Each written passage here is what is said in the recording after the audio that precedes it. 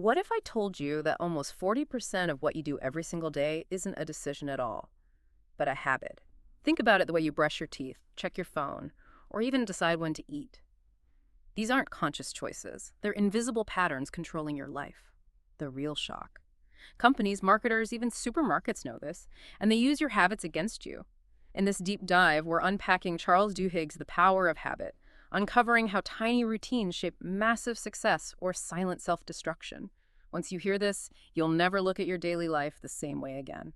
Hello, everyone, and hi, all. Welcome to BookPodCastZone. I'm your host, Emma, ready to explore some incredible insights. And I'm John, here to help connect the dots and explore why these insights truly matter.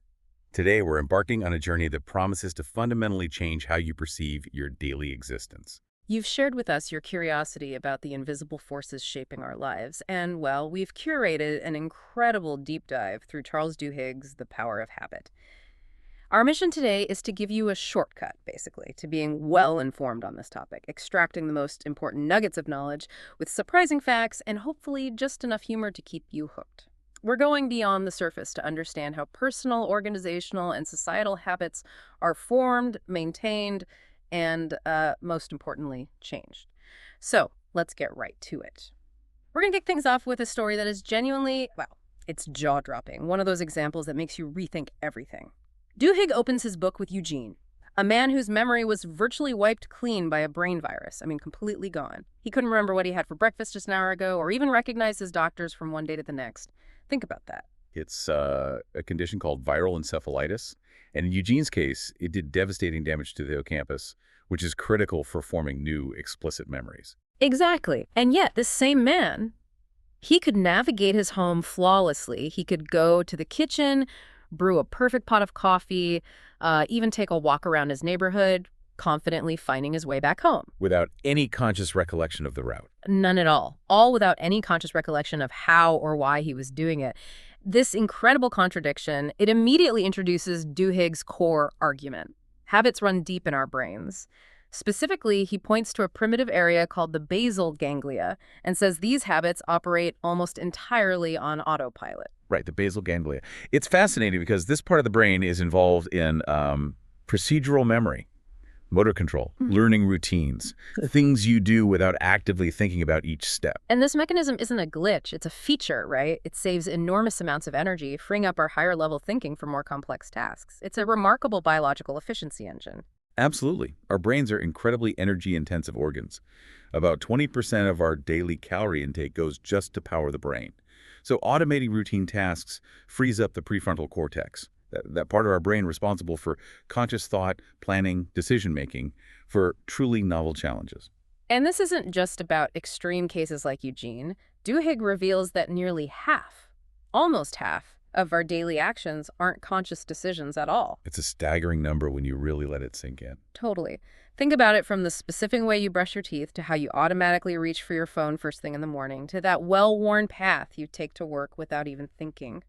These are ingrained habits, invisible patterns guiding us, and understanding this fundamental principle is, as Duhigg puts it, kind of the secret sauce to personal overhauls. It truly highlights the evolutionary brilliance and perhaps the subtle trap of our brain's architecture.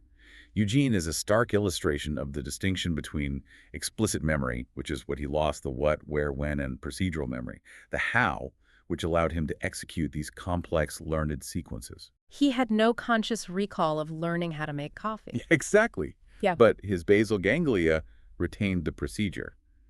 When we consider that so much of our daily life is governed by these automatic responses, it raises a profound question about the extent of our perceived free will.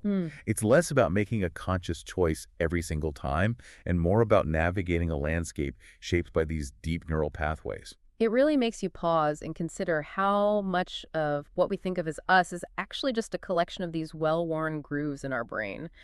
So if we're largely on autopilot, are we simply at the mercy of these automatic behaviors, or does Duhigg offer a way out? Well, he does.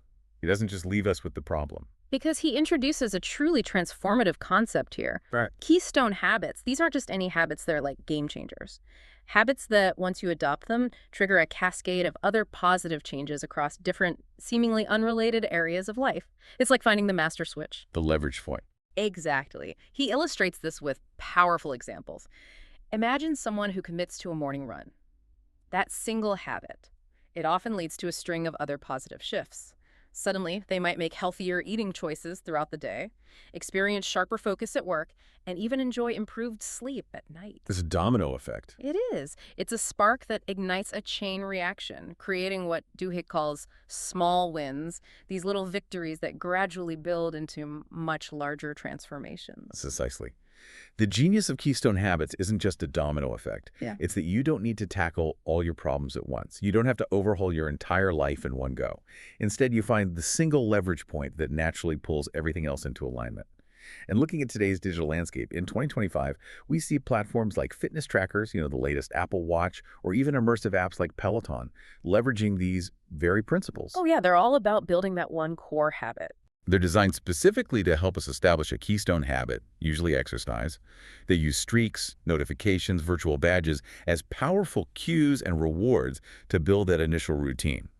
We've seen this play out dramatically across U.S. suburbs, especially after the global wellness booms. People turn what started as casual walks into rigorous training for local 5Ks, 10Ks, even marathons. Totally, you see it everywhere. The consistent visual cues and rewarding feedback from these devices help solidify that new routine, embedding a keystone habit that then positively impacts diet, sleep, and overall well-being. It's a modern, tech-enabled domino effect in action, showing us how we can apply these insights to foster widespread behavioral change for ourselves. It's incredible how these invisible patterns guide us. But how exactly do these loops work? I mean, what's actually happening in the brain that makes us do things without thinking? What's the actual mechanism? That's the core of it, isn't it? The Yeah. habit loop. Okay, so we understand the autopilot, this idea of the brain-saving energy and the power of keystone habits. But what's the actual engine driving all this? How does a habit form and stick? Here's where it gets really interesting. Duhigg meticulously dissects what he calls the habit loop. That's surprisingly simple yet profoundly powerful three-part neurological process. We're talking about the cue that triggers it, the routine itself, and the reward that cements it in our brains. The three R's, essentially, though, he calls a cue, routine, reward. Right. It's the engine behind so much of what we do, often without realizing. Let's break it down. First, there's a cue, which is a trigger from a specific time of day, like 3 p.m., to a certain emotion, like stress, maybe a sound, like your phone notification, or a location, like walking into the kitchen that tells your brain to go into automatic mode. It's the signal, Yeah. the start button for the habit. Exactly. Second, there's the routine, which is the behavior itself, the physical, mental, or emotional action you take. This could be anything from grabbing a cookie to lighting a cigarette to biting your nails to checking email. The action sequence. And finally, there's a reward, which is the positive reinforcement, maybe a feeling of accomplishment, pleasure, relief from stress, or even just novelty that tells your brain, yes, do that again. This makes the loop worth remembering for the future. It closes the loop and tells the brain this sequence is valuable. Duhigg uses incredibly compelling examples to illustrate this. Think about a soldier returning from war. During combat, highly specific routines like how to react to a sudden noise or navigate treacherous terrain become deeply ingrained, even life-saving. Absolutely essential for survival in that context. But back home, those same cues, like a loud bang from a car backfiring or even just being in a crowded street, can trigger intense anxiety or disruptive behaviors. Why? Because the routine is still wired, even if it no longer serves a purpose in peacetime. The cue is still activating the old pathway. The context has changed, but the neurological pathway hasn't, not automatically. Or recall Eugene, the man with memory loss. The cue, maybe seeing a dirty fleet on the counter, would trigger the routine, washing the dishes, and the reward, perhaps just the visual satisfaction of a clean counter, would reinforce it, even if he couldn't consciously remember doing it 5 minutes later. It demonstrates the loop operating almost independently of conscious awareness in his case. This highlights a crucial point Duhigg makes. Habits aren't erased. You don't just delete them from your brain's hard drive. No, they seem to be overwritten or bypassed, but the underlying circuitry remains. Exactly. Instead, they linger, dormant perhaps, but always ready to resurface if the right cue appears, maybe years later. That's why understanding this loop, dissecting each part of it, is absolutely key to gaining control over our own behavior, whether we're trying to stop a bad habit or build a new positive one. From a neurological perspective, this efficiency is key. The cue acts as that automatic switch, a signal to the basal ganglia saying, okay, run program 7B, essentially. It tells the brain to execute a specific pre-programmed sequence of actions, bypassing conscious deliberation entirely. Saving that precious brain energy again. Precisely. The routine then unfolds, often with remarkable precision and speed. And then the reward, whether it's a physical sensation like the sugar rush from a cookie, an emotional release like a calm after a cigarette, or a sense of accomplishment, acts as a powerful feedback mechanism. It tells the brain, yes, that was good. Let's remember to do that again when this cue appears. And that's why they feel so involuntary sometimes. That's exactly why habits are so incredibly powerful and often feel involuntary. This isn't a new discovery either, as Duhigg points out. Historically, early 20th century animal behavior experiments, like those conducted by Pavlov with his dogs, we all know that story, they laid the foundational groundwork. The bell, the food, the drooling. Right. Pavlov observed that a bell, the cue, could trigger salivation, the routine, in dogs, simply because it had been repeatedly associated with food, the reward. This fundamental concept of classical conditioning is right at the heart of the habit loop, demonstrating that our brains are constantly seeking these shortcuts to efficiency. So if habits aren't truly erased, if they just linger, what does this mean for our common understanding of breaking a bad habit? It sounds like just stopping, just pure willpower might not be enough. It suggests we can't just stop doing something and expect it to vanish. Instead, it sounds like we have to, I don't know, re-engineer it entirely. Precisely. It's less about deletion and more about redirection or substitution. And to build on that, it's not just about stopping a bad habit. It's about intelligent substitution, which brings us to modern examples that really harness this loop effectively. Think about apps like Duolingo or Babbel for language learning. Oh yeah, they're masters of this. My kids use Duolingo. They've absolutely mastered this loop to gamify language learning. The daily notifications on your phone, that's the cue, that gentle nudge. The interactive lessons, with their clear progression and immediate feedback, they are the routine. Bite-sized, easy to do. Exactly. And the rewards, they're everywhere. Virtual badges, progress tracking, those little celebratory animations when you complete a lesson, or even just seeing your streak continue.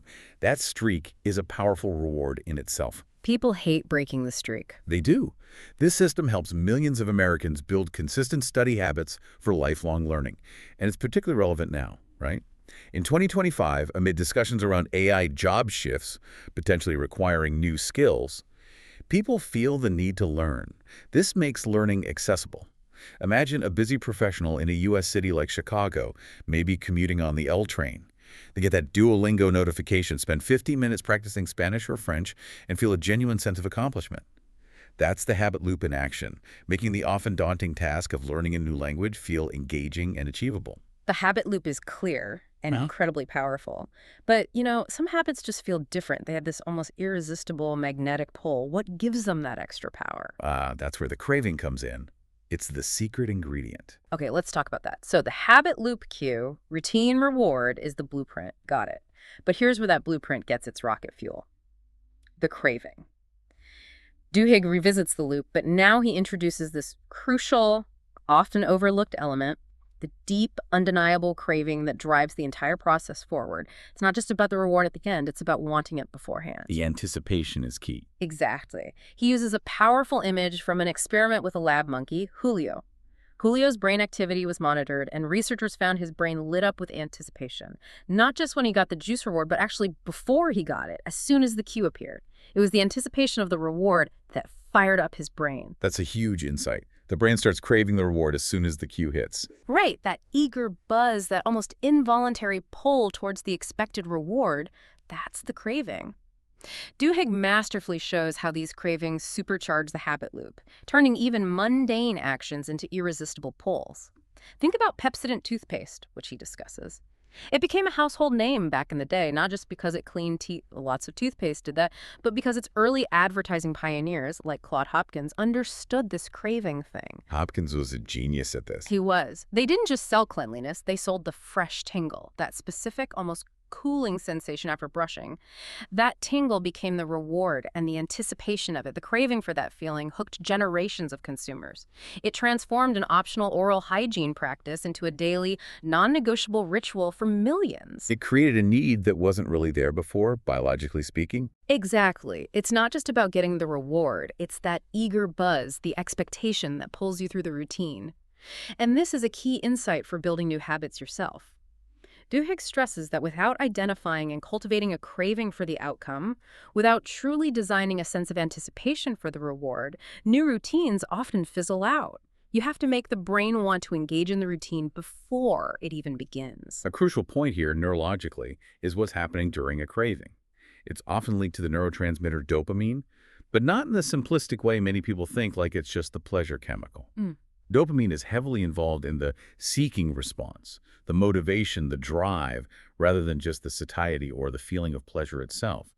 It compels us to act before we even receive the reward. So it's the go-get-it chemical. Pretty much, yeah. It creates that powerful pre-routine pull. It's the brain saying, go get that reward, and driving that feeling of anticipation. As you mentioned, early 20th century advertising pioneers were master psychologists without necessarily having the fMRI scans we have now. They intuitively understood this. They weren't just selling products like toothpaste or cars. They were selling sensations, feelings, and the anticipation of those feelings. That fresh tingle from Pepsodent, or the feeling of freedom and status promised by a new car. These were engineered desires, hooking consumers on the idea of the reward, which then drove the purchase or the habit. That's a powerful and, frankly, yeah, a bit unsettling realization. If companies can effectively engineer cravings in us, using our own brain chemistry against us, in a way, how aware are we really of being subtly manipulated? It's a constant balancing act in modern consumer culture. And, maybe more importantly, how can we consciously use the same powerful principle for positive self-manipulation to engineer better habits for ourselves by focusing on the craving? That's the constructive flip side. And looking at today's digital landscape, 2025, we see platforms like TikTok mastering this very loop, creating intense cravings for endless scrolling. The personalized rapid-fire feed is the ever-present cue, constantly refreshing, always novel. The short, engaging video is the routine, minimal effort required. And the reward. It's the unpredictable, highly satisfying, often emotionally resonant content that provides a hit of dopamine, creating a constant craving for what's next. The endless scroll, it's designed for craving. Absolutely. But this same mechanism can be harnessed for good. It mirrors how people in the U.S. are forming meditation habits via apps like Calm or Headspace, especially in our high-stress, often remote work era. The soothing chime or gentle notification acts as the cue, signaling a moment for mindfulness. The guided meditation itself is the routine, and a reward is that profound feeling of peace, focus, or mental clarity that follows. That feeling becomes the object of the craving. You start to look forward to that feeling of calm. Exactly. You start to crave that daily dose of mindfulness.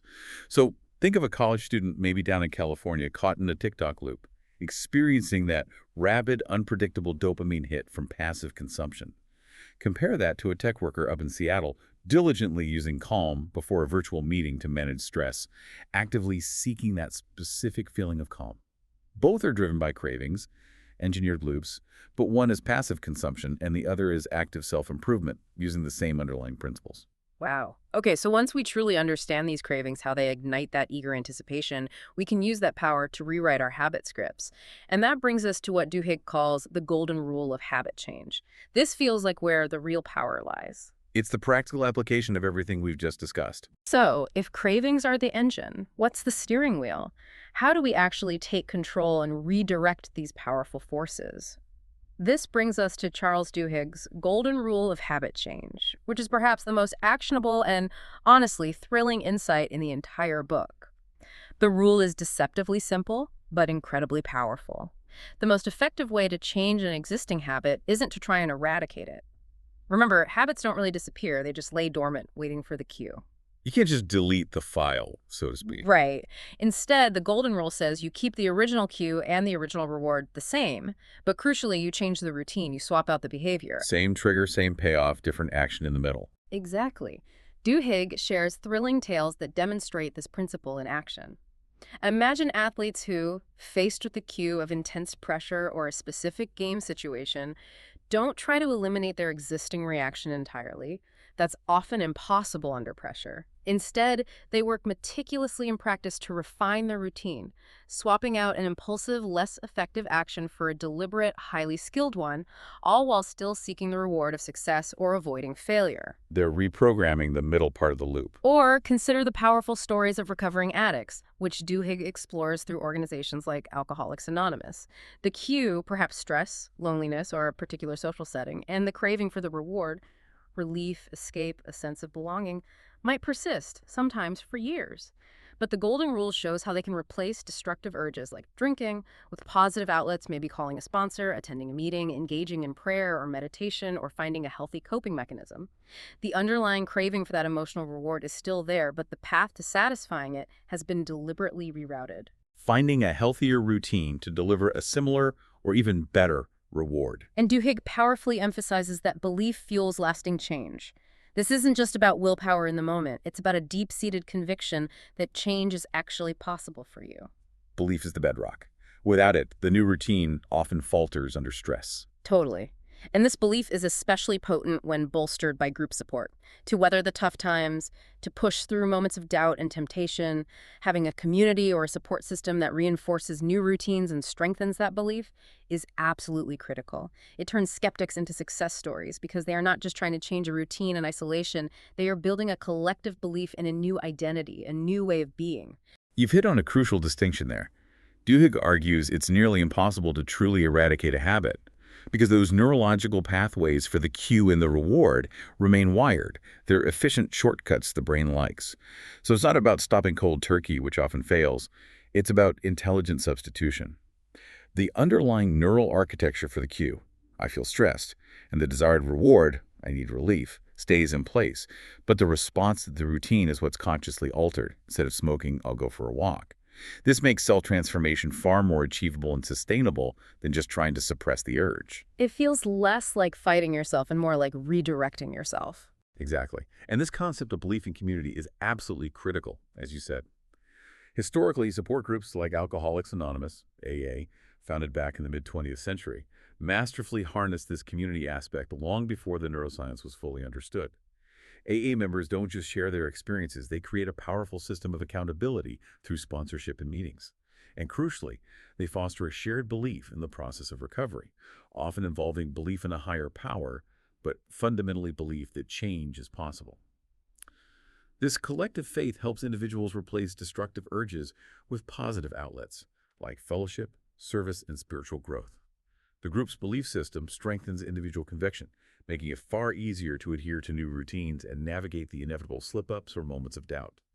It proves that transformation truly blooms from faith in the process, turning even the most entrenched skeptics into profound success stories. This principle feels incredibly liberating. It's not just for major life transformations like addiction recovery. Could we apply this golden rule to everyday struggles like procrastination or unhealthy eating or even just improving our productivity at work? It feels like we could become masters of our own micro-transformations using this. We absolutely can. The principle is universal. And looking at today's digital landscape, this echoes strongly in online communities. Think about platforms like Reddit.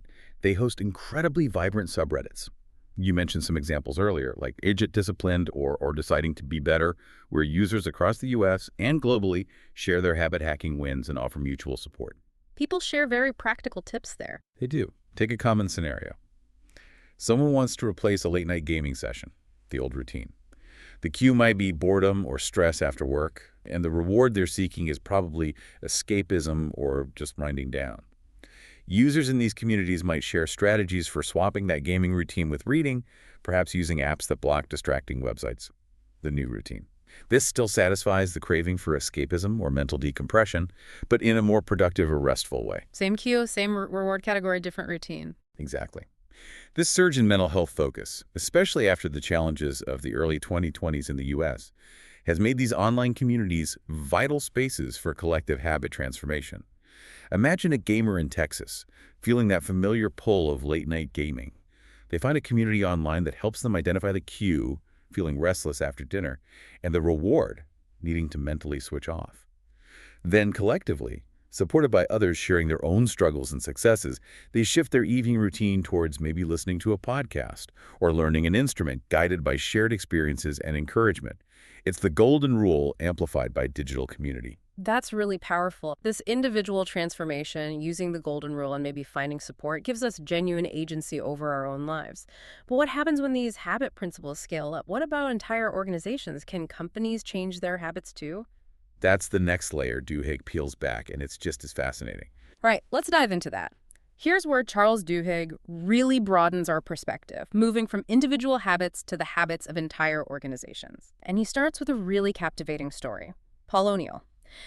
In 1987, he became the new CEO of Alcoa, the aluminum giant. Now, Alcoa was struggling a bit, investors were nervous, and everyone expected O'Neill to come in talking about profits, cutting costs, the usual CEO playbook. Standard turnaround talk. Exactly. But instead, in his very first speech to Wall Street analysts, he barely mentioned profits. He chose to prioritize one seemingly niche area above all else: worker safety. He declared he was going to make Alcoa the safest company in America. 0 injuries. Imagine the reaction in that room. They must have thought he was crazy. Totally bewildered. Investors apparently fled, thinking, what does safety have to do with making money? But Duhigg explains how this seemingly narrow focus on a keystone habit, worker safety, triggered an almost miraculous corporate turnaround. This wasn't just about reducing accidents, although they did plummet. It was about forcing a fundamental shift in how the entire company operated. To achieve perfect safety, Alcoa had to drastically improve communication. If a worker saw something unsafe, they needed a reliable way to report it, and management had to listen and act fast. It required breaking down silos. Completely. It streamlined decision-making, empowered frontline workers who knew the risks best, and forced managers to meticulously analyze every single process for potential flaws. This seemingly niche focus unleashed waves of efficiency, fostered innovation, safer processes were often smarter processes, improved quality, and ultimately led to massive profits. Alcoa's market capitalization soared under O'Neill. It dramatically outperformed the Dow Jones Industrial Average during his tenure, which is incredible. It really is. Duhigg illustrates how these pivotal keystone habits create small wins, measurable, achievable successes, like reducing injuries in one department, that build momentum and gradually reshapes entire systems and cultures, transforming the very identity of the organization from the inside out. What's truly insightful here, and what baffled those investors initially, is the counterintuitive nature of O'Neill's strategy. He didn't focus on the bottom line directly. He chose safety. This raises that important question. Why did safety, of all things, become such a powerful keystone habit for Alcoa? The analysis Duhigg presents is that focusing on one core change like safety wasn't simple at all. It was incredibly complex and pervasive. It required detailed communication, collaboration, and process improvement across all departments, all levels. If a machine was unsafe, it wasn't just an engineering problem. It became a communication problem between engineers and operators, a management problem for setting priorities and allocating resources, a union relations issue, and a training problem for ensuring everyone understood the new protocols. It touched everything. It forced a systemic approach. It fostered a culture of excellence, accountability, and continuous improvement because everyone had to be involved in identifying and fixing safety issues. It wasn't just about avoiding accidents. It was about instilling a mindset of meticulous care, shared responsibility, and proactive problem-solving that then inevitably rippled through every other aspect of the business: quality, efficiency, everything. Historically, looking back at industrial reforms in the late 1980s, safety improvements were often leading indicators of broader operational excellence, demonstrating significant positive ripple effects on profit and quality. O'Neill just focused on it intentionally. That's a brilliant insight, how one seemingly small, focused change can unravel and reset an entire complex system by forcing connections and improvements everywhere. It makes you wonder, for any organization, or even for us as individuals trying to make big changes, how do you identify your potential keystone habit? Is it the thing that feels most urgent, like fixing low morale? Or is it something less obvious, like Alcoa's safety initiative that forces the most other positive changes as a side effect? That's the million-dollar question, isn't it? And looking at today's corporate landscape, especially in 2025, we see companies embedding keystone habits, sometimes consciously, sometimes perhaps less so, into major initiatives. Take sustainability, for instance.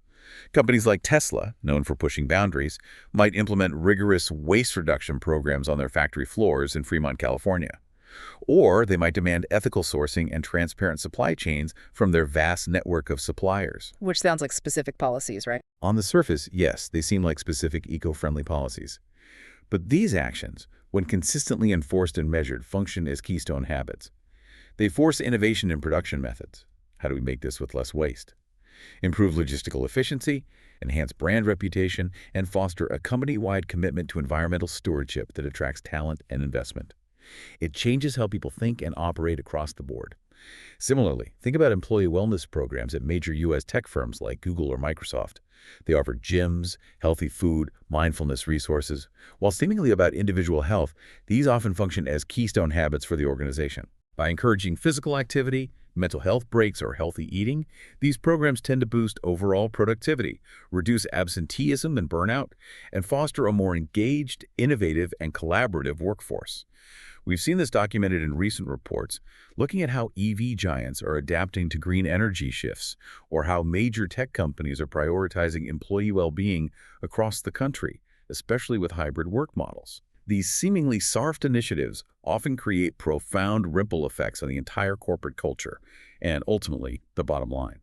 Okay, so keystone habits can fundamentally reshape organizations by triggering these widespread improvements. But how do the individuals within those organizations develop the mental fortitude, the willpower to make those changes stick, especially when things get tough or stressful? Willpower. That's another muscle Duhigg argues we can train, and he uses Starbucks as a prime example. Right, let's shift our focus to the individuals within these organizations and how they cultivate the strength to act against impulse, especially under pressure. Duhigg shares this really intense scenario involving a Starbucks barista. Imagine you're that barista. It's the morning rush, the line is out the door, machines are whirring, people are impatient, and suddenly you're facing a really rude, demanding customer who's yelling about their latte. The pressure is immense, emotions are running high.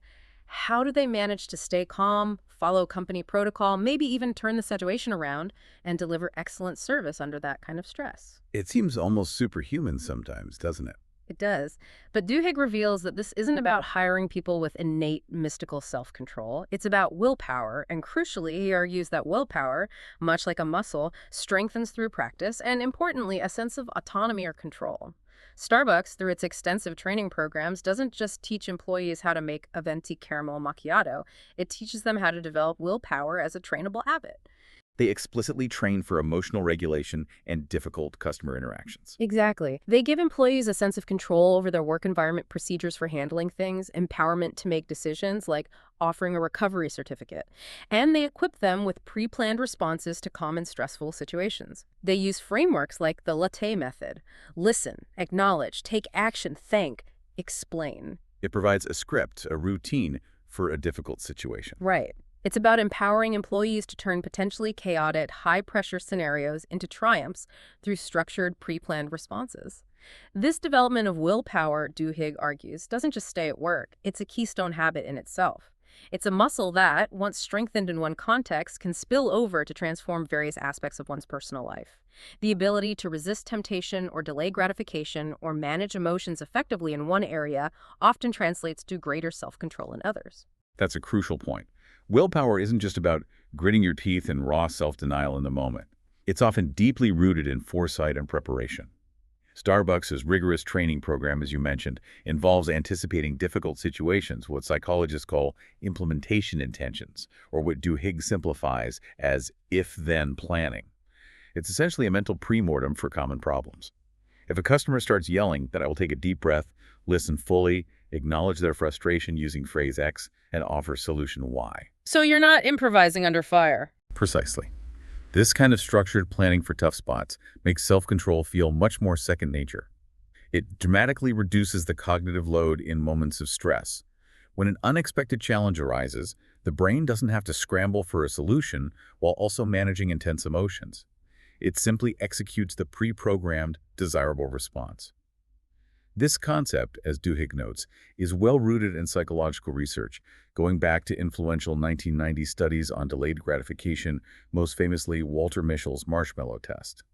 Children who could devise strategies to resist an immediate marshmallow for a larger reward later showed better life outcomes years down the road. It ties directly to modern leadership development strategies in the U.S., emphasizing the importance of emotional intelligence, resilience, and planned responses in high-pressure environments. That's a fantastic analogy, treating willpower like a muscle we can train through preparation and practice. So, if willpower truly is a muscle, how can we work it out in our daily lives outside of a structured corporate training program? What are our own personal if-then scenarios that we need to map out to strengthen our self-control? We can absolutely apply that individually. And looking at today's hybrid work trends, especially prevalent in the U.S., we see firms like Google or Deloitte actively incorporating willpower training in various forms, into their employee development and support systems, recognizing the unique challenges of remote and flexible work. This might include offering internal apps designed to help employees manage distractions and maintain focus, encouraging structured mindfulness breaks throughout the workday via calendar reminders, or implementing frameworks for structured work blocks, like the Pomodoro technique, to help remote teams combat burnout and maintain productivity without direct supervision. Building structure into the unstructured home environment. Exactly. These strategies, often outlined in recent leadership guides and HR best practices, aim to build routines that make self-control more automatic. Think of a manager maybe based in Atlanta, leading a virtual team scattered across time zones. They might strategically schedule focused time blocks in their shared calendar and encourage their team to do the same, respecting those boundaries. Or consider a software engineer out in Silicon Valley who sets up a personal if-then rule for when they feel the pull of distracting websites. If I find myself opening Twitter during a work block, then I will immediately close it and stand up for a 5-minute stretch break. These are conscious efforts to build habits that reinforce willpower, making self-control a routine rather than a constant, exhausting battle, which is especially important for sustaining productivity and well-being in today's demanding distributed work environments. Willpower is key for individuals, allowing us to proactively shape our responses.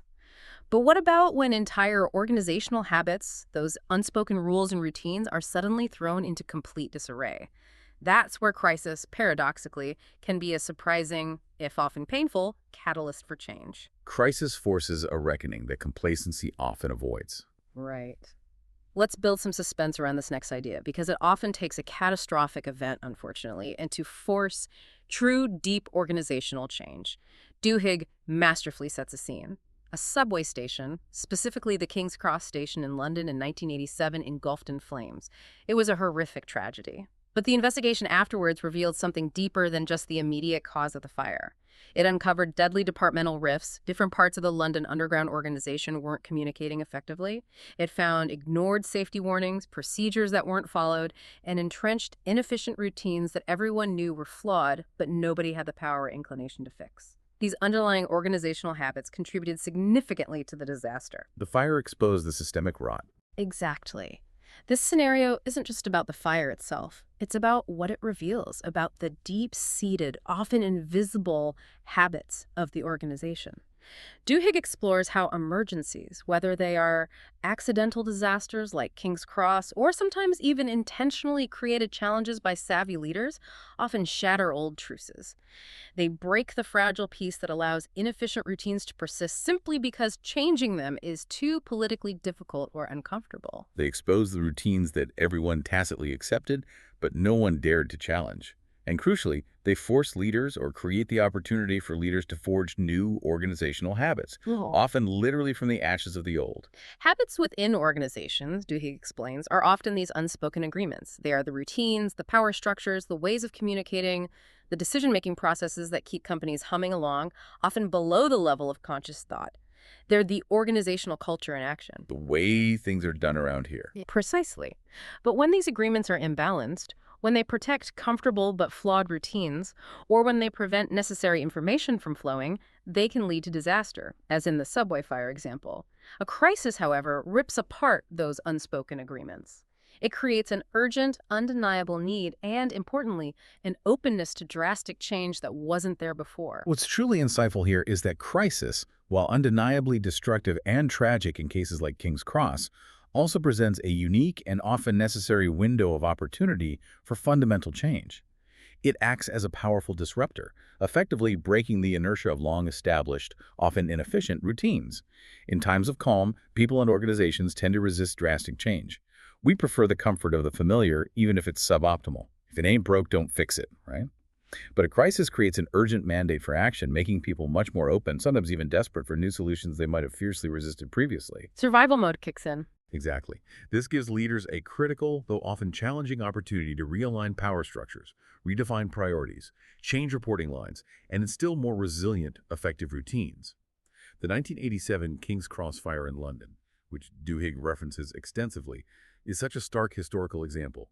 Ignored warnings about smoldering debris under wooden escalators combined with a culture of complacency and poor communication turned what should have been a small, containable fire into a tragic inferno that killed 31 people. The subsequent public inquiry forced a complete overhaul of London Underground's safety procedures, management structure, and organizational habits.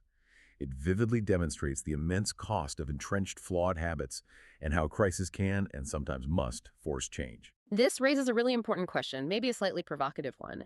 Can leaders or even individuals managing their own lives or teams manufacture small, controlled crises? Not real disasters, obviously, but perhaps introducing significant challenges or disruptions to force necessary habit changes without the actual destructive consequences. A kind of proactive, simulated chaos to drive essential evolution before a real crisis hits. That's a fascinating thought experiment, and in a way, proactive leaders often do simulate threats or challenges to test resilience and drive improvement.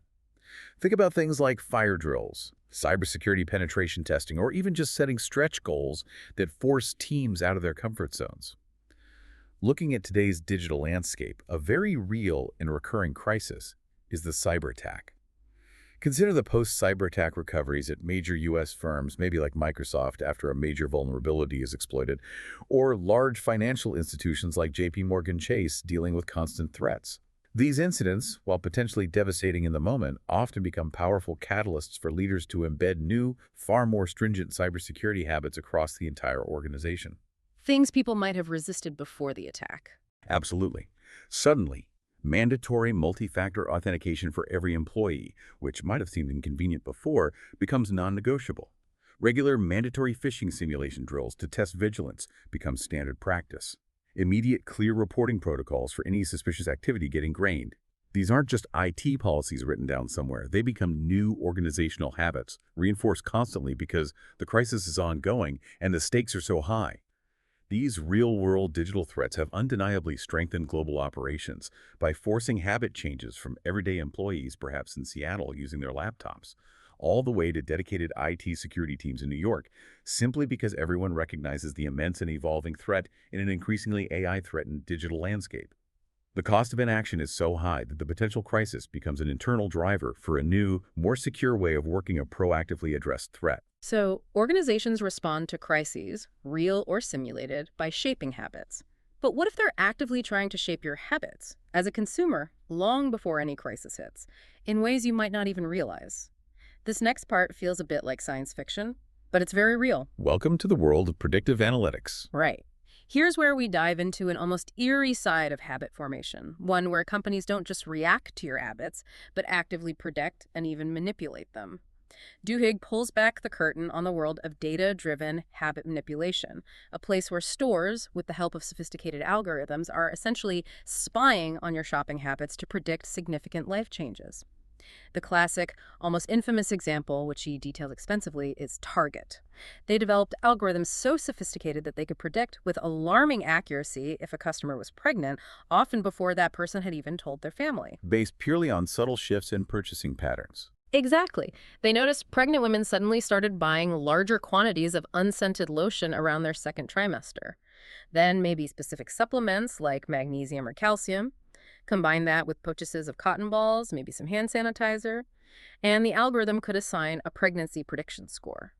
It's both brilliant from a data science perspective and, frankly, a little unsettling from a privacy perspective. It led to that famous anecdote of the father complaining about his teenage daughter getting coupons for cribs and baby clothes, Yeah, only to find out later she actually was pregnant. right. That story went viral. Duhigg uses it to show us how companies blend ads and product suggestions seamlessly into your familiar patterns, aiming to influence your behavior in ways you might not even consciously detect.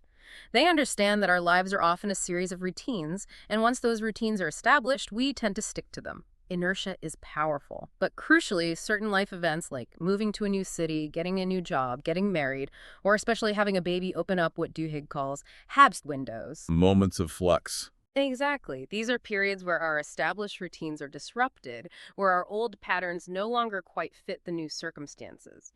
During these windows, we become incredibly susceptible to forming new habits and trying new products. Companies are masters at identifying these windows through data analysis and timing their interventions, their coupons, their ads, their product placements, perfectly to introduce their products as the solution, as the new routine for this new phase of life. What's truly fascinating, and maybe a bit scary, here's the sheer sophistication of these algorithms, especially now in 2025 compared to the early 2000s when Target was doing its pioneering work. They don't simply track individual purchases anymore. They analyze vast amounts of data browsing history, social media activity, location data, interactions with smart devices, looking for subtle correlations and patterns across millions of consumers to identify markers of significant life changes or emerging needs. It's about recognizing that a sudden shift in purchases, maybe from buying individual meals to family-sized packages or searching for daycare centers online, isn't random. It's a powerful signal to the algorithm. This inevitably raises that crucial ethical question. Where does helpful personalization, which many consumers genuinely appreciate, oh cool, Amazon knows I need more coffee beans, cross the line into intrusive manipulation? Wait, how do they know I was thinking about that? This evolution from early retail analytics has exploded exponentially with big data and advancements in artificial intelligence. The ability to predict and nudge has become incredibly precise. If companies can predict our habits and even our significant life changes with such accuracy, what does this mean for our privacy? Our sense of personal autonomy? Are we just predictable data points in their system? And maybe more importantly, how can we as consumers become more conscious and discerning? How do we recognize when our habits are being subtly nudged and influenced so we can make more intentional choices? It's a critical challenge of our modern age, requiring digital literacy and constant vigilance. And looking at today's digital landscape, it's not just Target anymore.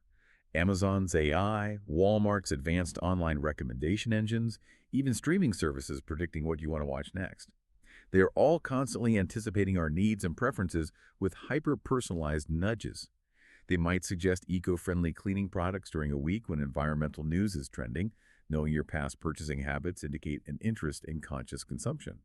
Or they might offer a curated selection of quick prep meal kits when your calendar data suggests you have a busy week ahead, based on your family size, past grocery lists, and even the time of day you typically shop online. This reflects broader U.S. societal shifts towards things like convenience and conscious consumerism, where people are increasingly looking for products and services that align with their values or simplify their lives. However, it also starkly highlights how our extensive digital footprint makes us highly predictable consumers. Imagine Amazon suggesting baby formula or parenting books to someone in Kansas City based not just on purchases, but maybe on their recent searches for pediatricians or their partner's related online activity. The algorithm connects the dots across multiple data streams long before you might even consciously articulate the need, showcasing a level of predictive power that is both incredibly convenient for some and, as you said, deeply unsettling for others. This influence is pervasive, extending far beyond just individual purchases. Duhigg shows us how these same principles of habit formation, particularly the social aspects, are the very engine of large-scale social change, how they can fuel movements that literally redefine our world. Moving from the individual and the corporation to the collective to society itself. Let's shift our lens now from individuals and organizations to entire societies, because Duhigg reveals that habits, particularly social habits, are the very engine of social change. He presents two incredibly powerful and, on the surface, quite different narratives to illustrate this. First, there's the story of the Montgomery bus boycott, sparked by a single act of defiance by Rosa Parks refusing to give up her seat. That one act ignited a revolution in Montgomery, Alabama, and became a pivotal moment in the civil rights movement. Second, he looks at the exponential growth of Saddleback Church in California, led by Rick Warren, which became one of the largest churches in America by meticulously fostering deep community bonds and shared routines among its members. Two very different contexts, but Duhigg finds common threads in how they grew and sustained themselves. Exactly. He breaks down how social movements, whether political protests or religious communities, aren't just about big ideas or charismatic leaders, though those help. They are meticulously constructed and sustained through three key habit-driven components. First, Duhigg talks about strong ties. These are the intimate bonds, the close friendships, and family connections that ignite the initial participation. Think of Rosa Parks. She wasn't just a random person. She was a respected member of the community, deeply involved with the NAACP, and had a strong network of friends and activists who immediately rallied around her. For Saddleback, it was the initial small groups, these close-knit fellowships, that formed at the foundation. These strong ties provide the initial trust, the social pressure, and the motivation for people to take the first, often risky step. The people you know well enough to ask a big favor of or who you trust implicitly. Right. Second, we have weak ties. These are the broader social connections, the acquaintances, neighbors, colleagues, people you know through community organizations or maybe just see around town. These weak ties are crucial for spreading the message far beyond the core group and recruiting new participants. In the Montgomery bus boycott, it was the word spreading through churches, community meetings, and informal networks that inspired thousands who might not have known Rosa Parks personally, but knew someone who knew her, or were part of the same community institutions feeling the same injustice. These weak ties amplify the movement's reach exponentially. Weak ties provide the bridges between different social clusters. Perfectly put. Finally, and critically, for long-term success, the movement hinges on new habits. These are the shared behaviors, the collective routines, and the identity shifts that empower sustained participation and make the movement feel real and ongoing. During the bus boycott, carpooling became a widespread new habit. Organizing complex ride-sharing networks, donating gas money, walking miles to work, these were daily, effortful routines that became symbols of defiance and collective action. Regular attendance at packed mass meetings held in churches became another reinforcing behavior. For Saddleback Church, consistent small group attendance, volunteering, and participating in church-wide campaigns became the new habits that solidified community, fostered rapid growth, and created a strong sense of shared identity. These new habits create a powerful sense of belonging and purpose that keeps the movement going, even when things get difficult. You've perfectly captured the essence of what sociologists sometimes call social contagion here. What's truly insightful in Duhigg's analysis is how habit formation isn't solely an individual neurological process, as we discussed earlier. It's deeply, fundamentally social. Movements aren't just about the power of an idea, they're fundamentally about coordinating collective action through shared routines and the powerful reinforcement of group identity. Duhigg's insightful analysis shows how peer pressure, not necessarily in a negative sense, but the influence of your social network and a profound sense of belonging, are incredibly powerful habit sustainers.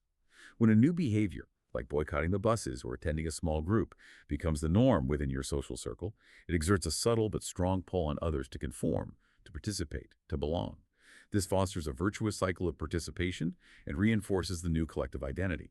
Historically, the 1950s Montgomery bus boycott, fueled by Rosa Parks' quiet bravery and Martin Luther King Jr.'s visionary leadership and organizing skills, perfectly illustrates these three stages in action. It transformed a specific individual habit, the mundane act of riding the bus, into a powerful, collective symbol of resistance and dignity, effectively rewriting the social habits of an entire city and eventually helping to change the conscience of the nation.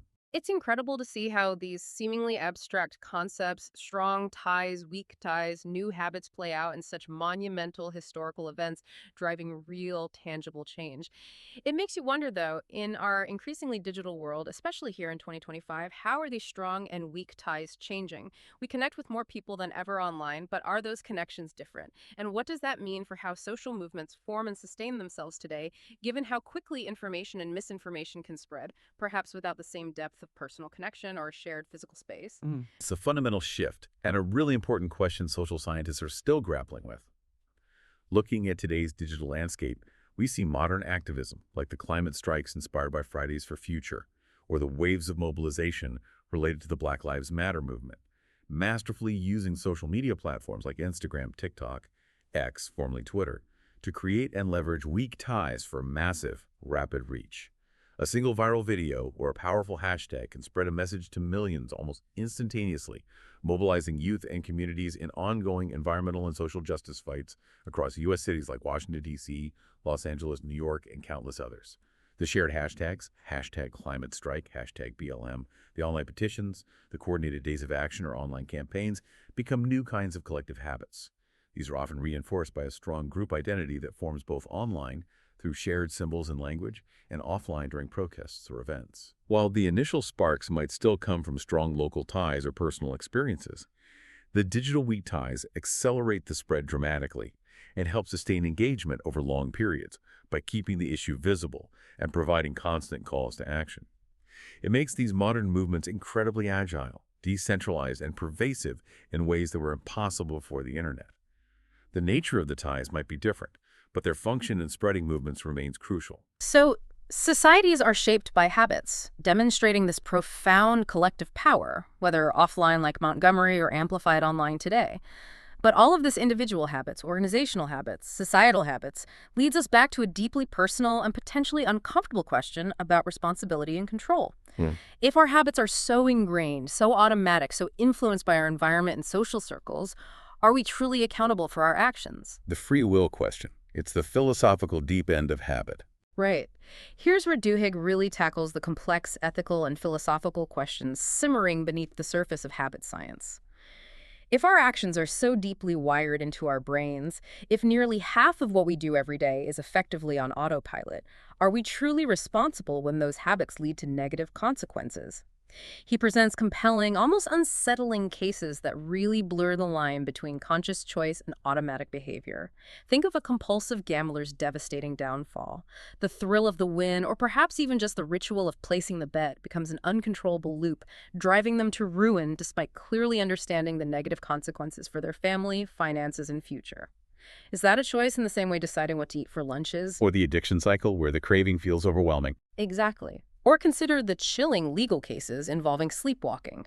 Someone commits a crime, maybe even a violent act, while apparently asleep, completely unaware and seemingly not in control of their actions.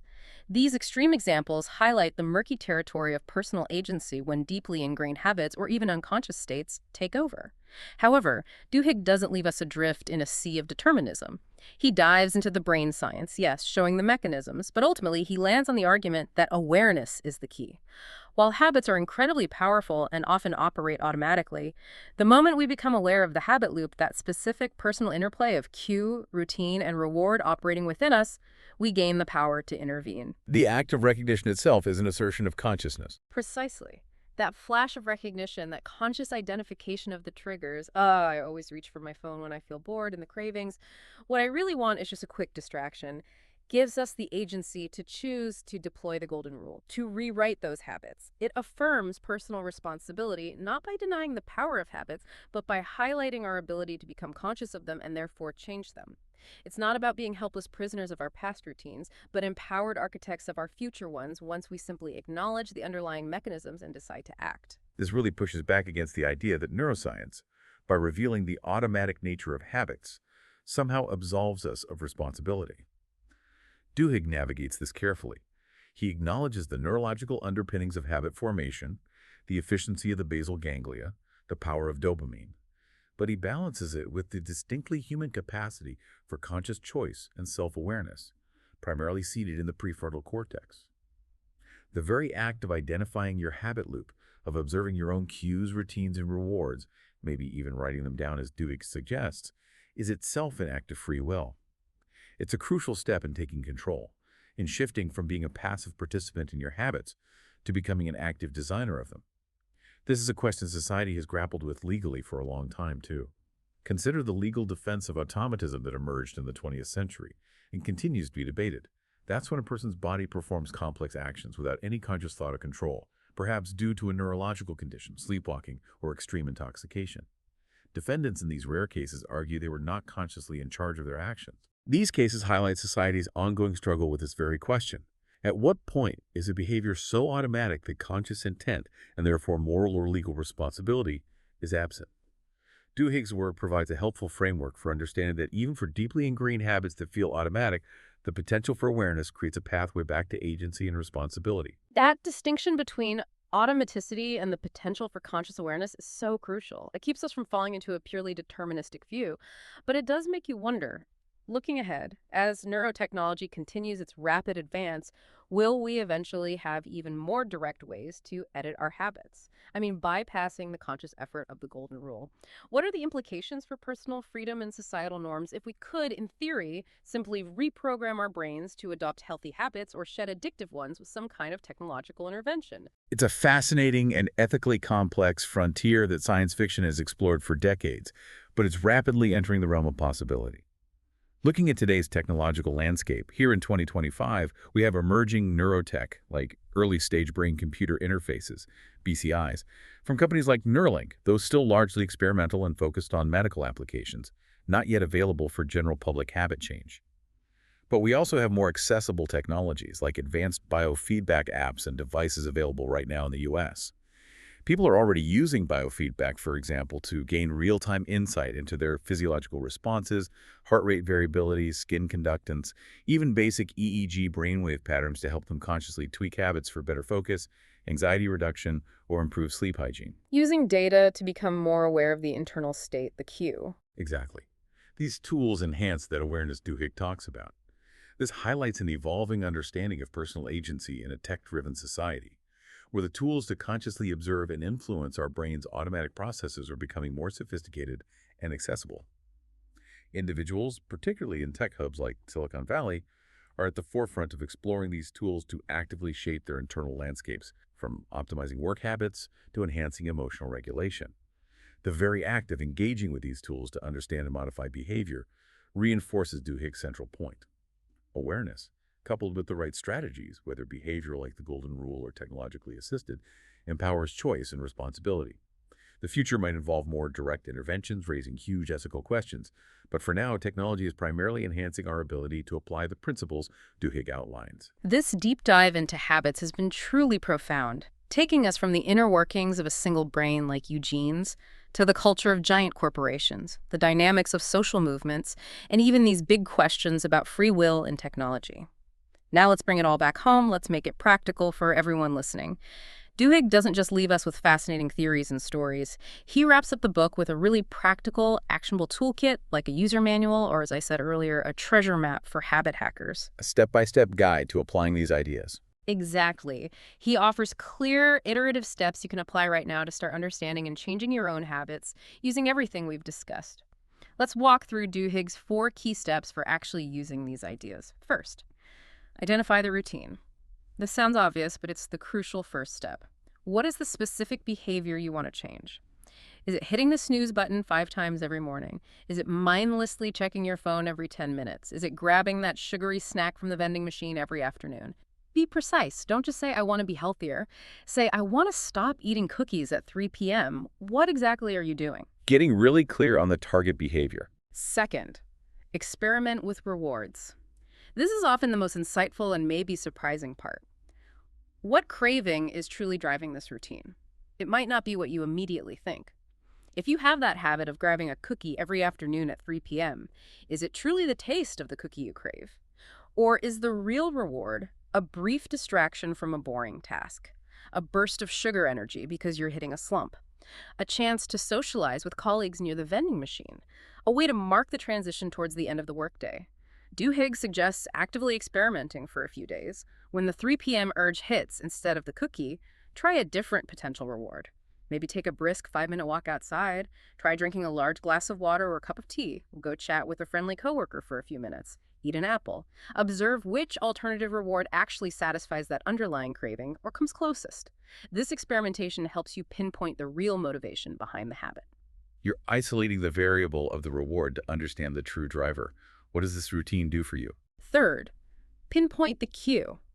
Once you have a better sense of the craving and the reward you're seeking, you need to identify what reliably triggers the routine. What are the specific circumstances that kick off this habit loop almost automatically? Duhigg suggests asking yourself 5 key questions the moment the urge hits. Where are you? At your desk, in the car, on the couch. What time is it? 3 p.m. Right after dinner, first thing morning. What's your emotional state?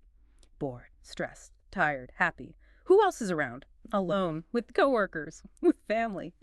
What action immediately preceded the urge? Finished a meeting, received an email, heard a notification. Write down the answers for a few days.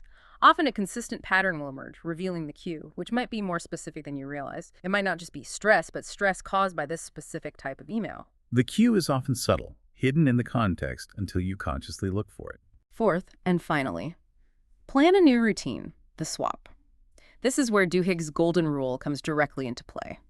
Once you understand the cue, for e.g. 3 p.m., feeling bored at my desk, and the craving reward, for example, need a distraction mental break, you can intentionally design and plan to replace the old unwanted routine, eating a cookie, with a new desired routine that still satisfies that underlying craving. So your plan might be, when it's 3 p.m. and I feel bored at my desk, cue, I will get up and walk over to chat with my work friend for 5 minutes, new routine, to get a mental break and social interaction reward. You need to have a specific plan ready before the cue hits. Having the plan makes it much easier to execute the new routine instead of defaulting to the old one, when the cue triggers the autopilot. Exactly. And Duhigg really emphasizes the importance of experimentation and patience throughout this whole process. This isn't usually a one and done fix. You might need to tweak the new routine, or maybe you misidentified the reward initially. It's about becoming a scientist of your own behavior, observing, testing hypotheses, learning from failures, and adjusting your approach until you find what works for you to achieve those real world wins. You know, what's truly compelling and useful about this toolkit is that Duhigg doesn't offer a magic bullet or some kind of quick fix gimmick. He provides a scientific, iterative process grounded in observation and self-awareness. It's about empowering you, the listener, to become that scientist of your own habits, as you put it, constantly observing, when do I do this? Forming hypotheses about your cues and rewards. Maybe it's boredom, not hunger. Testing different routines. What if I try stretching instead? And then adjusting your approach based on the results. Okay, stretching didn't quite cut it, but a quick walk did. This approach perfectly builds on all the prior stories and insights we've discussed today, from Eugene's automatic brain showing us the power of routines, to the role of cravings, the insight of the golden rule, and even the importance of belief that we saw in AA. It provides a cohesive, practical framework for application, giving you the actual tools to truly understand and consciously reshape your own behaviors, moving from being controlled by habits to controlling them. Imagine the sheer power if we all consistently applied these 4 steps to just one significant habit in our lives that's holding us back or causing problems.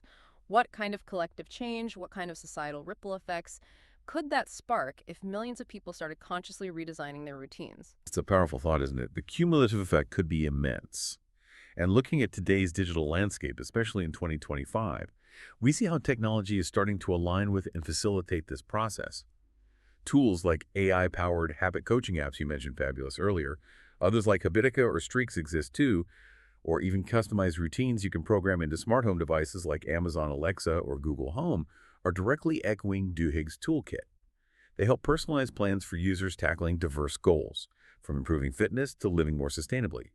For example, your smart home device might give you a gentle notification at a specific time, the cue, reminding you to refill your reusable water bottle. The routine is a simple act of refilling it, and the reward is not just hydration, but perhaps also tracking your progress towards a sustainability goal within an app, giving you that sense of environmental contribution. Or, these systems might help you track your home energy consumption, identifying patterns, like leaving lights on, and allowing you to set up automated routines or reminders, the plan, to form energy-saving habits, maybe automatically dimming lights in the evening in your suburban U.S. home. These modern tools make the experimentation, tracking, and planning process that Duhigg advocates far more accessible and seamlessly integrated into our daily lives, empowering individuals to take a more active, data-informed role in shaping their habits with technological assistance. They help automate the awareness part. So, from Eugene's autopilot brain navigating his house without memory to the strategic, culture-shifting focus on safety at Alcoa, From Starbucks baristas intentionally training their willpower muscle. to target predicting our deepest desires, sometimes before we even know them ourselves. And even understanding the mechanics behind massive social movements like the Montgomery bus boycott. We've seen how habits truly are the invisible architecture of our lives. They show in our days, our careers, our organizations, and our societies. We really hope this deep dive into Charles Duhigg's The Power of Habit has given you a whole new lens, a new perspective through which to view your daily existence. Indeed. The promise we made at the start holds true.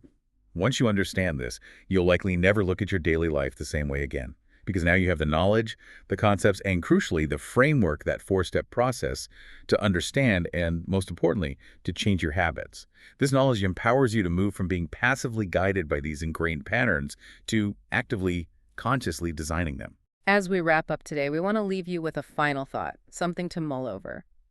Thinking about everything we've discussed, the automatic nature of the habit loop, the power of cravings, the leverage of keystone habits, the practicality of the golden rule, and that profound importance of awareness.